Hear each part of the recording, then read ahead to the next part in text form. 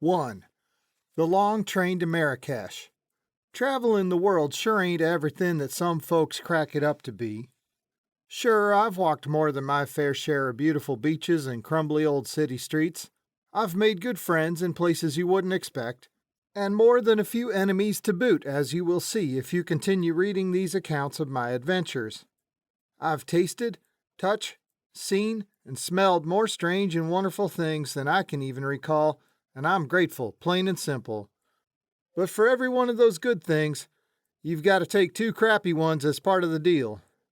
Beds with springs more stubborn than my daddy at an auction house, or no springs at all.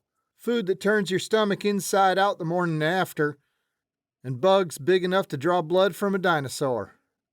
It all ends up being worth it in the end, but that can be hard to keep in mind when you're smack dab in the thick of it all.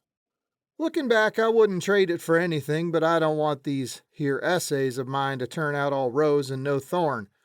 Don't want some fella to write me a letter complaining that he got his fingers all pricked up while he was trying to stop and smell the flowers of world traveling, on account of me not giving an adequate picture of everything that goes along with it.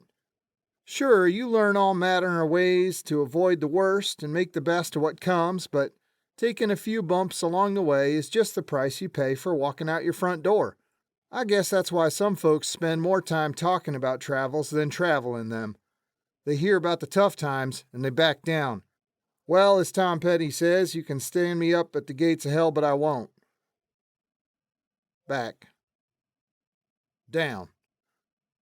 But it's still tough going at times, as you are about to see.